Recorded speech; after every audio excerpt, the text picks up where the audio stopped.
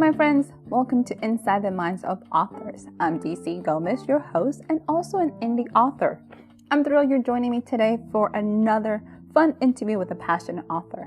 We're going to kick off this show with an exciting reading, so let's get started. My name is Michael J. Polelle, and I want to thank you, DC, for this opportunity. I go by the pen name of M.J. Polelle. I'm a retired lawyer and a law professor, and I've started a new chapter of my life, which has been hatching for quite a while, even when I was a full-time lawyer and law professor, and that is being a novelist.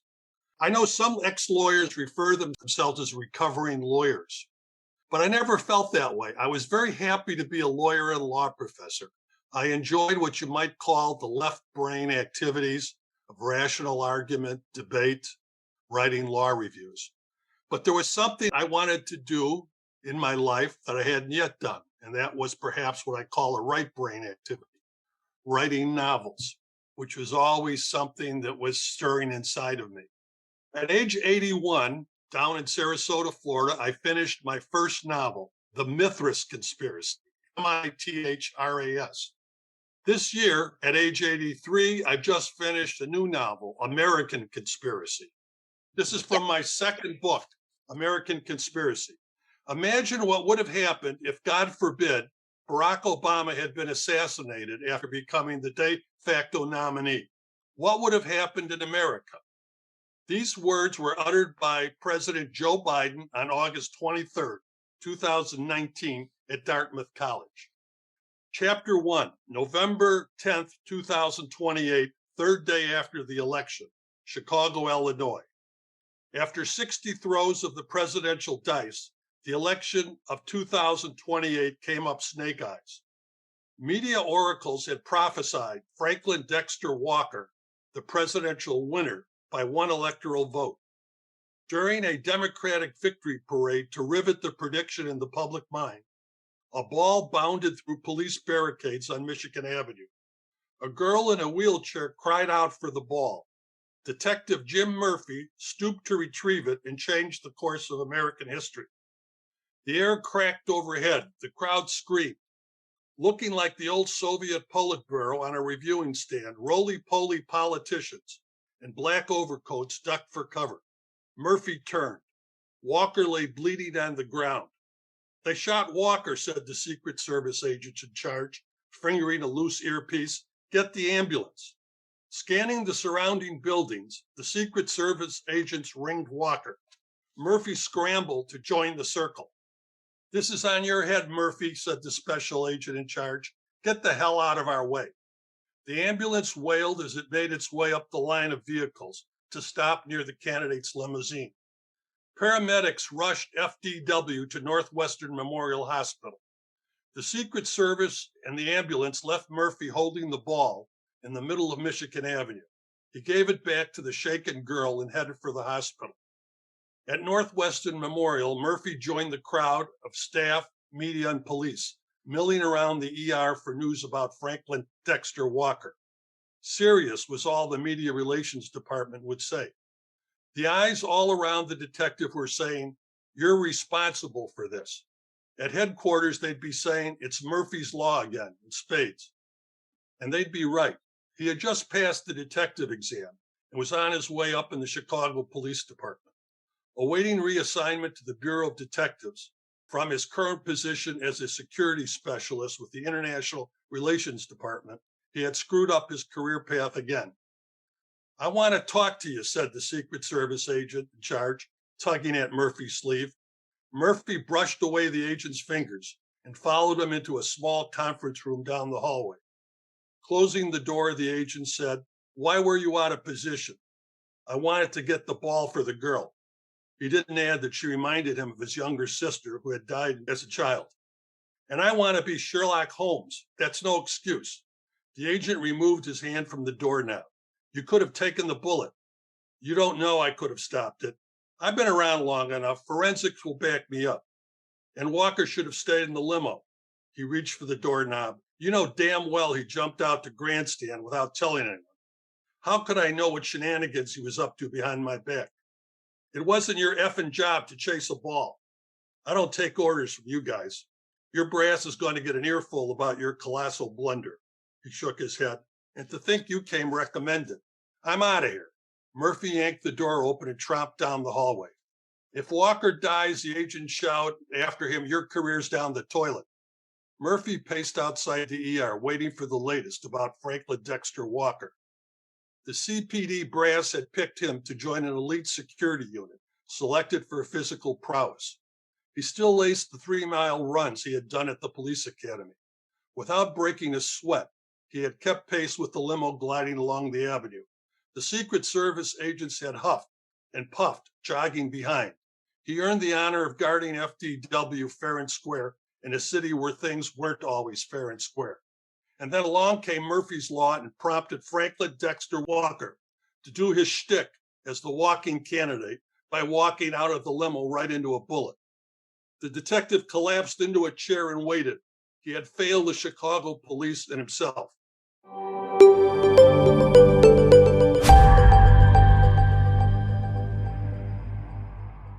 Hi, everyone. Welcome to another episode of Inside the Minds of Authors. I have the amazing Mr. Michael with us today. Good morning, sir. How are you? Good morning, DC. Thank you for having me today. It is such a pleasure. I'm excited to have you. Conspiracy theories, future potential election, and all sorts of crazy madness. Let's jump into this. This is your second book. Why did you decide to do this? The second book I decided to do because my background is that of a constitutional law professor and lawyer. I've followed that career for about 30 years. Then I retired and developed my second career as a novelist. When the election of 2016 occurred, the election of Donald Trump, I knew something had changed. I didn't know how, but as the years evolved and we saw what has transpired, I realized that there is a lot about presidential elections that is just coming to light and a lot of booby traps in the Constitution about problems that could arise. So I wanted to write a novel that you could call a Tom Wolfe novel. Tom Wolfe believed that novelists should get out of the study and relate to what's going on in their society. I didn't mean it to be a law book. It's not a law book. It involves characters or involves a little romance. It's a thriller. But it also is designed to inform as well as entertain about the possibilities of danger in the way we elect our presidents. That is such an interesting and charged topic because a lot of people don't get it. A lot of people don't understand the Electoral College. They don't understand the popular vote.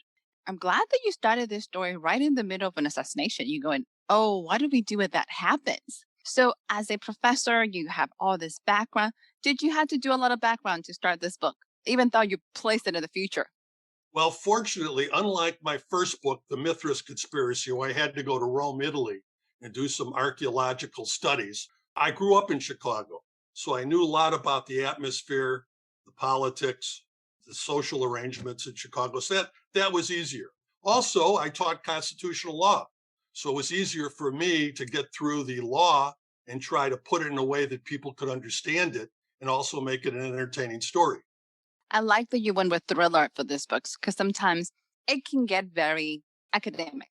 And people's like, I wasn't ready for this. So you have this detective. Tell us about Murphy. Who is he in this story? Because I feel bad for him. Yeah, Detective Murphy grew up in Chicago. He comes from the Bridgeport area, South Side generally of Chicago, from a family of cops in Chicago who are very proud of their service in the Chicago Police Department. But Jim's brother, Brian, is a hotshot lawyer who works for the Justice Department and has done all the right things, gotten the good grades, never screwed up his career like Jim, and they don't get along very well.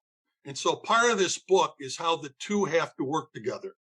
In the end, they work together to defeat a plot that is engineered by a dying tycoon, big pharma tycoon, who is trying to engineer a coup as a result of the, you might say, a botched presidential election that's caused so much uncertainty.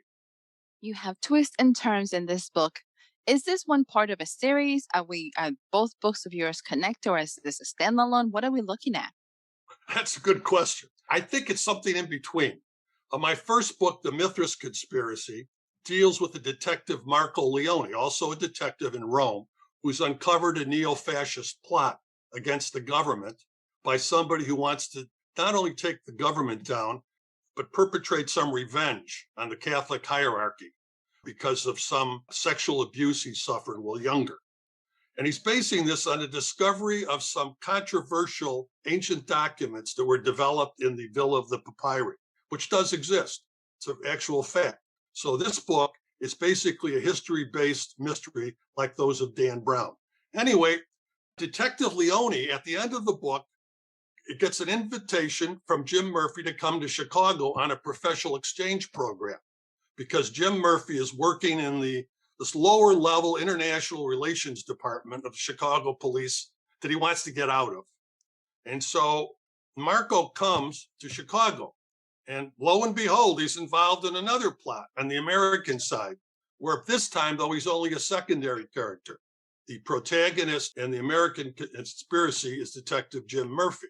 So I don't know. I guess it's a kind of sequel, but the protagonist in the first book is only a secondary character in the second book. I have seen series work that way, where they actually have like a brotherhood, while each brother gets featured in a different book. It's a series. You have similar characters crossing over, so I can see that. It's good to know. I don't know how it will evolve. To be honest with you, I don't know. When I did the first book, near the end, I knew exactly that I wanted to write the second book and what I wanted to do. This time, I don't know. I don't know, and I'm not getting too nervous about it. I'm just letting the well of imagination kind of fill up. It will come together. Absolutely. It will all come together and bring you something that you might be surprised about. When you're looking at putting this together, how long did it take you to write these books? Well, that's a good question. I guess if you start from the time I got the original idea, maybe about 10 years, because the idea was germinating in my mind, because I had studied classical culture, Roman Greek culture at Loyola University in Chicago. In fact, I had studied Latin. And so I had that background, and I always liked writing. Even when I was younger, I would have a journal. And then I got off, as I said, into legal writing, which I enjoyed. But at some point, the desire emerged to what I call a life without footnotes, because much legal writing, like much professional writing, is very technical, very what I call left brain, rational, which I enjoyed. But I was at a point in my life where there was something more. And I never seemed to quite have the time when I was a busy lawyer or law professor. But when I retired to Sarasota, Florida, I was suddenly deprived of excuses. I had no more excuses. So I had no choice. So that's how I got started with my left brain. I got my brains mixed up, my right brain. I'm glad you ran out of excuses and were like, okay, now you got to do it. Like, you've been talking about this a while. You've been thinking about it for a while. Now time to put it together. So once you ran out of excuses, how long was the actual writing process for you? Well, the second book was only, you can see, from 2019 to 2021, a couple of years. But the writing process for the second book was only about a year and a half, I would say. Most of my creative process occurs when I'm having a cappuccino at the local coffee shop, and I jot notes. I daydream, write notes, think about things. I like having cappuccinos in an open air cafe. Maybe it's my experience in Rome and my background. So, but the creative part is as important as the actual writing, I find. I probably 2 years, 2019, 2021, maybe, a little more to get the actual idea down on paper and then do some drafts of the paper. You mentioned going to Rome for research, which I'm like completely jealous. Granted, I don't have a book that takes place in Rome, so that's besides the point. How was that process when you're looking at creating this incredible sceneries? What were you researching? Well, I had a background in Italy, Italian-American background. I also had an academic relationship. While I was a law professor, I ran a summer program for a couple of years in Parma, Italy, with an Italian professor. So I was able to travel around and see much of the country. During my honeymoon, 2004, things began to gel. We were walking, my wife and I, we had visited Rome. Then we went to Austria, the ancient port of Rome, and we were there at twilight when everybody had left. There were no guards. It's kind of open air, all these ruins. And it just seemed It was so atmospheric. You could almost imagine what it might have been like. And things began to come together because I think a year earlier, the Da Vinci Code had come out. And this is very much like the Da Vinci Code in the sense that I think Dan Brown certainly influenced what form my book was going to take. And also, given my background in classical studies at the university and my knowledge of Latin, everything began to take shape then. So from 2004, okay, I had the idea, but I didn't have the time, or told myself I didn't have the time. I got diverted into a lot of other things. I don't regret it. It's something that was necessary at that time, but it took a while. So when we moved down here in Sarasota, 2011 is when I really got to work. Maybe after a few years, because it took time to settle down here, but it might have taken about 4 or 5 years to write the first book. Actually, that's pretty good. I love your research. You went ahead and you're published. Who is your publisher? Well, Alito Press, this is my own publishing house. I discovered that there's a whole world out there of independent publishers. I think it's a great thing that people now can write books without having to go through the big 5 traditional publishing companies. There are a lot of creative people in the United States. So I think it's a chance for, if you will, for people to try to develop their audience. And I don't know if there's any other country where this would be possible. That's great. I think it's remarkable that many people have an outlet for their creative energies. On the other hand, of course, it becomes much more difficult when you have over 1 million books a year for a reader to decide what book to read. And that's why I think it's great that people like you, DC, are helping readers learn about books that they might not otherwise learn about. With the creation of Amazon Kindle and their ability to give independent writers be able to publish without having to go through a publisher, it has opened the world. And now they're opening up those opportunities worldwide. I think they're open in about 6 to 10 countries right now. So Right. It has become a very, very global. You are correct. We do have a lot of books. So it is a pleasure to introduce readers and listeners to new authors who they're looking for, who they might connect in their works during your process, because you have been publishing, you have been writing. What were some of the lessons you learned? The lessons I've learned is it takes a great deal of time and energy to write. We all have said at one time, I'm going to write a book, and we never get around to it. I certainly didn't get around to it for years. It takes, though, is a kind of fire in the belly that quite won't go away, or an itch that you have to scratch. That at some point, you have to have enough of that urge to carry you through. Because the writing is hard, alone in a room, and then you've got the marketing, which even is more formidable for an unknown writer. So for me, what I found is that there has to be a strong emotion, at least to write these 2 books. And I think it was the setting of Rome had a very impact on me. And it was a way for me to deal with a number of themes about religion, about politics, about the role of history, what influence it has on the way we perceive the world. And I think fiction became a way for me to kind of sort through my life, come to terms with life in the society I was living in, which I kind of a follower of Tom Wolfe, who believed that writers should write about the societies that they're living in. And The Bonfire of the Vanities, it's a wonderful book of a particular time in American history, 1970s, that I lived through and taught through. I am ecstatic. I'm loving the fact that you are knocking it out at 83 as your second adventure. This is absolutely fabulous, because I have people that say, well, I'm too old to write. What would you tell these people? What advice would you give somebody? No, that's wonderful. I mean, you don't need to have strong muscles to write. You don't have to run a marathon. As long as your mind is functioning, you're involved in the world, you can write forever. It's just so sad when many writers give up, either because of some addiction or whatever, because writing is something you could do the rest of your life. And I know it's had a very important influence, I think, in keeping me active, and I actually feeling young because I feel involved in life and the world around me. And writing forces me to organize my thoughts, my own thoughts as an individual about what I think about things I might not say necessarily to other people in polite conversation or in social chatter or on Facebook. So I find it very invigorating and very good, I think, for people who are aging. It's a beautiful and powerful advice, and I think everybody should hear it. You can do it anytime. And I like the fact that you really don't need heavy muscles to write. That is absolutely so true. So, Mr. Michael, where can our readers find your book? Where can they find you? Where are you available? My book is on Amazon. Both books, The Mithras Conspiracy, Mithras, which is based on an ancient Roman cult set in ancient times, but with a modern plot. And the other book, the more recent one this year, American Conspiracy. Both are on Amazon. My author's name is M.J., standing for Michael Joseph, my first and middle name, M.J. Polelle, 3 syllables. Polelle, that's P like in Peter, O-L-E-L-L-E. Can also find more vendors on my website and find out more about my books and me.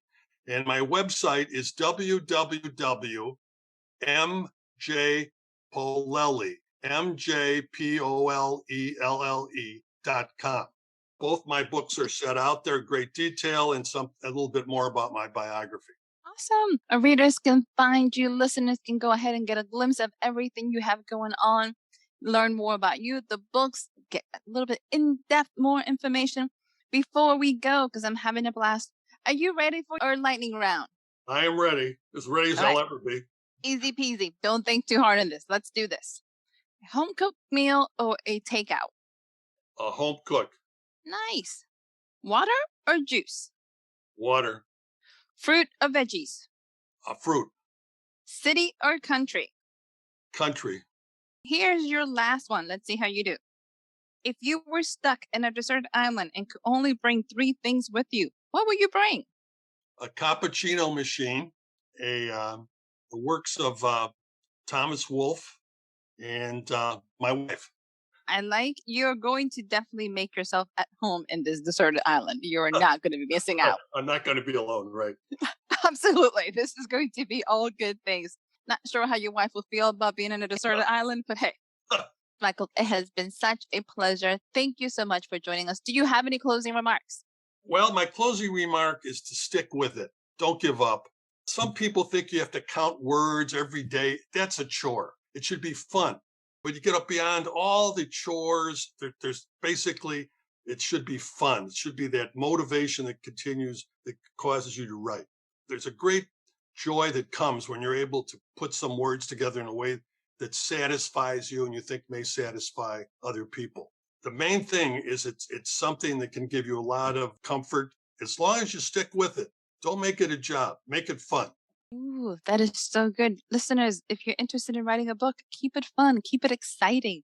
It would absolutely make the journey a lot more enjoyable. So, Mr. Michael, thank you again to our listeners. Go ahead, give our episode some love, give it a like, share it with somebody. Make sure you give us a review. And remember, we're always better when we're growing together. If you're interested in helping support the podcast, make sure to join our Patreon community at patreon.com/author DC Gomez. And I'll see you guys again next week with another exciting author. Bye, everyone.